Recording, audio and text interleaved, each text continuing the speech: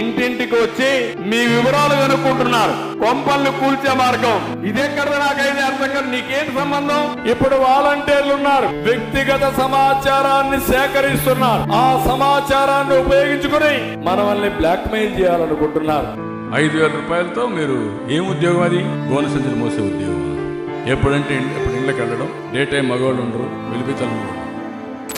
అధికార దాహంతో వాలంటీర్లపై చంద్రబాబు చేసిన కుట్ర పెన్షన్దారులను తీవ్ర ఇబ్బందులకు గురి పెన్షన్ లబ్ధిదారులకు శాపంగా మారింది. అప్పుడంటే ఇంటింటికి వచ్చి 5:30కి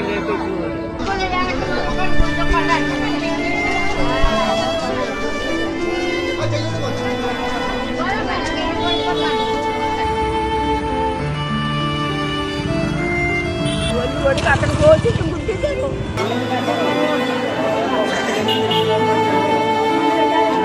నాకు చంద్రబాబు గారు వద్దు, నాకు కాలాలు బ్యాగులు చెప్పుకుంటారు.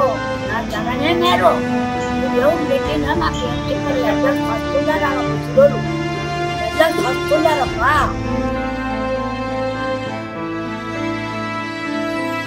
ఇళ్ళ కాడికి తెచ్చేసారు, బాగా సౌకర్యం అంతా బాగుంది. ఇప్పుడు మాత్రము చేసి పెట్టినాడు. మమ్మల్ని అంతా ఇక్కడ అన్నం నీళ్లు లేకన్నా ఈ బ్యాంకులు అంతే తిప్పించాడుగా చేసినాడు. మాతో ఆడుకుంటాడు ముసలితో.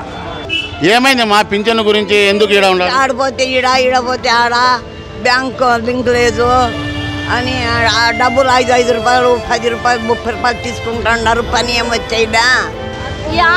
ఏమవసరం లేదు సార్. ఊరు కావాలంటే 100 రూపాయలు వేసాం లేదు సార్. ఏమవసరం లేదు సార్.